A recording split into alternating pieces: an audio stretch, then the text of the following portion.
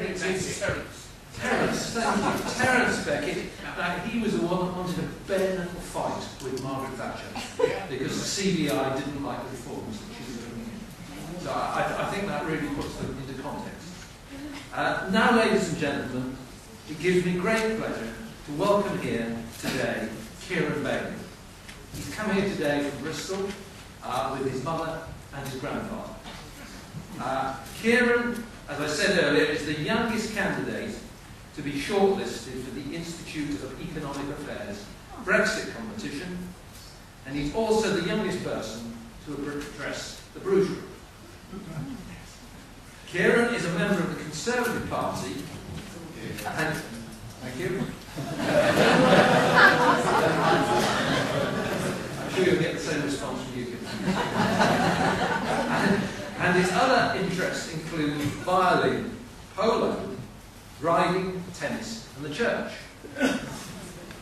He's hoping to read politics, philosophy, and economics at university, just like Professor Vogel this morning, and Tim Congdon, who started with those subjects after about 6 weeks decided to give up. So politics, philosophy, and economics is certainly a good starting place.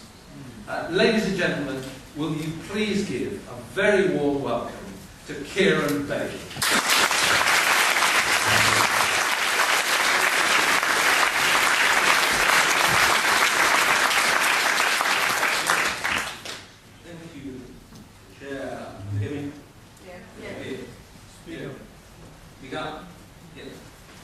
It's a great pleasure to be here today to address your conference, that is involved in inviting me.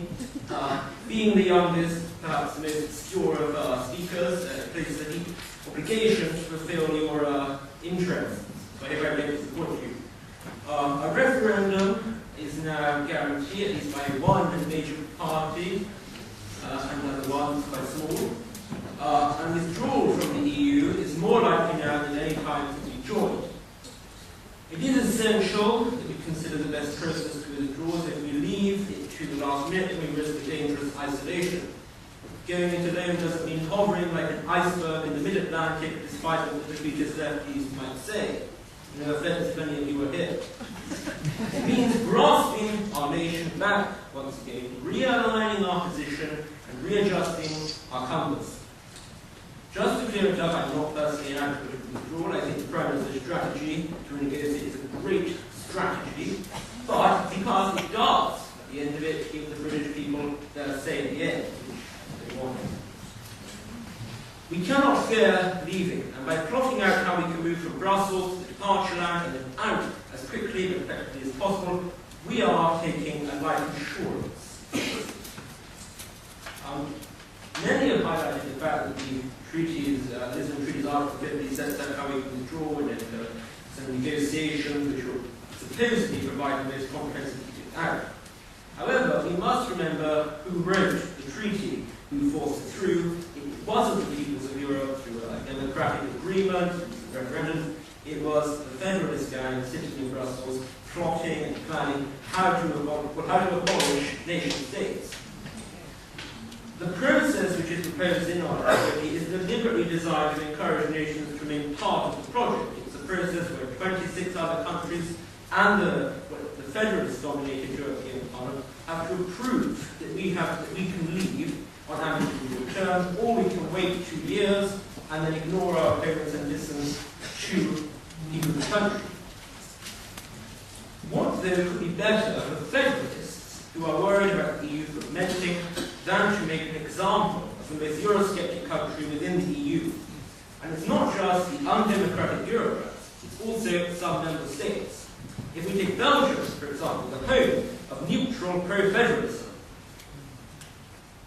which enjoys all of the investment associated with the organs of the EU, and which economy depends on the EU.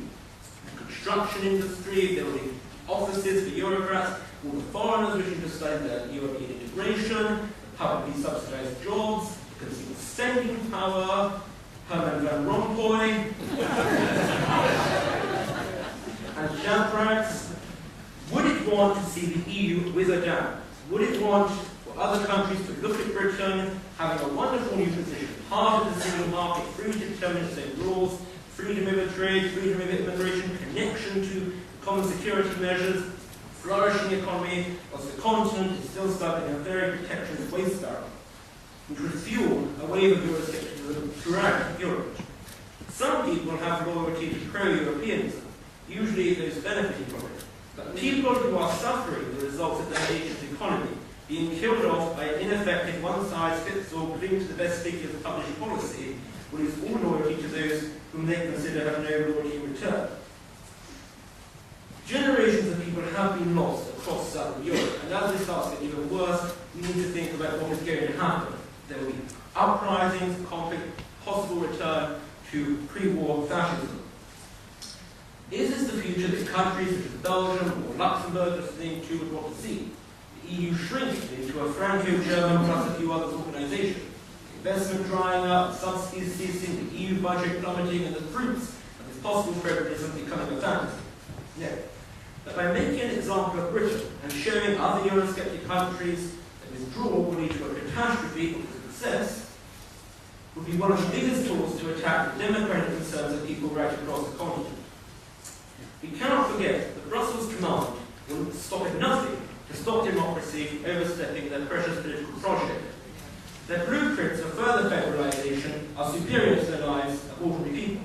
The Commander-in-Chief, Herman the Terrible, Strip-Wilson, and his comrades in arms, Jose Manuel Vega, Dark Knight Verhofstadt, and Ashton the Avenger, will complete their full federal conquest by whatever undemocratic is possible, regardless of the impact on nation-states. Greece, for example, the mother of democracy, has now been conquered by the Dream Team and controlled by the Van Rompuy Troika. Its capital once Athens, now 2 euros. And whose fault is that? The Greeks, to an extent, but the root cause lies in Brussels, the hub of Euromania. Herman and his merry men leaping across once great nations, squashing them to protectorate status in order to precipitate an eventual amalgamation of the whole lot. We must consider what is the likely outcome of entering withdrawal agreement negotiations. Bureaucrats would delay any agreement to the 2-year provisional limit, then we would reach that limit. What do we do then? Do we extend it, as we are able to do? Or do we just cut our losses and split? Is the British people angry at still being part of an organisation invented 2 years previously to leave, angry at continuing to make contributions, and angry at having to continue to abide by EU legislation? What would politicians do? We would have a rushed, unplanned cut-off. Then we would be plunged into effective isolation. In one single day, everything we had attached ourselves to for the past 40 years would be made null and void without a coherent strategy for our new position. Britain would be in a danger zone, weak and unstable. We have so tightly attached ourselves so closely to the EU and shut ourselves off from the rest of the world, isolating ourselves within the ring of steel defeatist protectionism of the EU. Undertaking an incoherent withdrawal could spell disaster. In such a vulnerable position, we would not experience an economic shock, which positive, I think. Nodding. We would experience economic fall off a cliff. No offense to our American friends. So what must be done? How do we come out? Surely anything other than what is in the treaty is illegal. The fact that we are a member of the EU and the fact that the EU applies to British law is because of, one, the fact that we signed the treaties, and two, as we signed the European Communities Act as passed. If we were to repeal the Act, then EU law would no longer be part of our national law. It would no longer apply. We would only one short repeal bill, with Act to repeal that Act and others, such as the European Community Amendment Act, the European Parliament Representation Act, the European Union Act, etc. In the sovereignty clause of the 2011 European Union Act, well, section 18, it reaffirms that EU law only applies to British law because of that Act, the European Union Act. This is a decision of Parliament that it has chosen to assert in line with our national unwritten constitution. Some might argue that the complex legal nature means that this Act simply being repealed would not withdraw us from the EU. Effectively, however, it would. Britain may have signed the treaties, however, as they have a dualist system for treaty approval, whereby Parliament must consent to legislation, if that legislation is repealed, then were necessary to prevent implementing the treaty. Offending any lawyers here, I'm very sorry. It is a possibility that the European Commission could seek a legal challenge. However, is this likely? The European Commission would be absolutely viewed as undemocratic, and this could fuel waves of scepticism. The Commission would know that Britain is leaving. It would not be saying, so what is the point of wasting time going through the European Court, asking them to block Britain's withdrawal until it agrees to do so in line with the treaties? By the time the court would have reached this decision, the 2-year limit would have probably expired anyway, so that would be likely to have been handled. We are a law-abiding country, but first of all, we should abide by our own national laws. The will of Parliament is sovereign, which is crucial to our national democracy under an unwritten constitution. Now, we could not do this straight away upon invoking Article 50, which we would do anyway in order to notify the EU that we plan to withdraw. We would need a short period of time to prepare. Certain major areas, such as agriculture, would have to be dealt with to notify the EU of our decisions and arranging them when we directly withdraw. Just talking in terms of the common agricultural policy, we could shift cost of subsidies to the British taxpayer for the first year, and then over an additional 1-year period, take a courageous free market approach, which New Zealand did, partially, and abolish all agriculture subsidies. This has been shown to increase competition, food production, and drive down prices. We only have to think back to under Peel and the corn rules here in Britain, where agriculture production was driving up the cost of agricultural protection, was driving up the cost of grain rapidly, and had been hurting ordinary British people in order to protect the farming industry. Agricultural subsidies are damaging to the free market, and they cost. The single market is the largest in these areas, and the most important. Withdrawing from it would free us to enter our own trade arrangements, our own direct investment arrangements, free us from the regulatory collar of the EU, and allow us to open ourselves up to the rest of the world. It is in our national instinct to be a free market. We have always been so. London has always been a city which has been open to the rest of the world. It is not something we have ever been afraid of. Some people say that in numbers, as part of the EU Pact, we are able to negotiate free trade easier, and that big arrangements such as the US will happen quicker. But let's just take Singapore, a city-state in the Far East. They had a free trade agreement with the US in 2003. Are we really saying that we, the US's greatest ally, cannot forge our own FTA with them, especially when our economies are so similar? Continental protectionism and the anti-Atlantic attitude will be likely to hold this current FTA even further. Trade with the EU is indeed a great concern. Many companies that invest here are continentally focused and would be likely to change their approach. Why do we need a single market? It is not the only way we can trade with the EU. It would probably be crazy to join the EFTA. It is a group of very rich countries, all of which are completely uninfluential. Has anyone looked at Liechtenstein for military support? Have many people heard of Liechtenstein? How would that be a good representation of the new independent Britain? To sign a second-hand agreement which would possibly force on us burdens of regulation and having an out-of-tier second-hand position that does not give us any representation in the EU itself, basically is giving up part of our current benefits at the loss. No, yes. If we leave, we need to look beyond the EEA and look to the outside world. Europe will grow again, but when? This week we saw the European Central Bank take a protectionist approach by cutting interest rates even lower. I don't think many of us can be in much doubt where that bank is heading in terms of its stability. If you are in doubt, then the clue used to be Athens. Used to be. A free trade agreement with the EU like that which the US is looking to have would be far more effective and give us far more control over ourselves than any second-hand agreement or an IOU. Switzerland can be blackmailed on numerous things at any time by the EU and is in a very vulnerable position. In the short term, it would be difficult to get an FTA in place. However, Europe needs us effectively more so than we need them. How would it help the peoples of Europe, who are already in deep crisis, to lose free trade with us? How long will the Brussels dream team of protectionist heroes sulk last? And even if we did lose trade in the short term with the EU, it would be more than made up for with the strengthening of our Commonwealth trade and our outward-looking position. The people of Greece, Southern Europe have been betrayed by their so-called family. Our family, the Commonwealth, have been betrayed by us.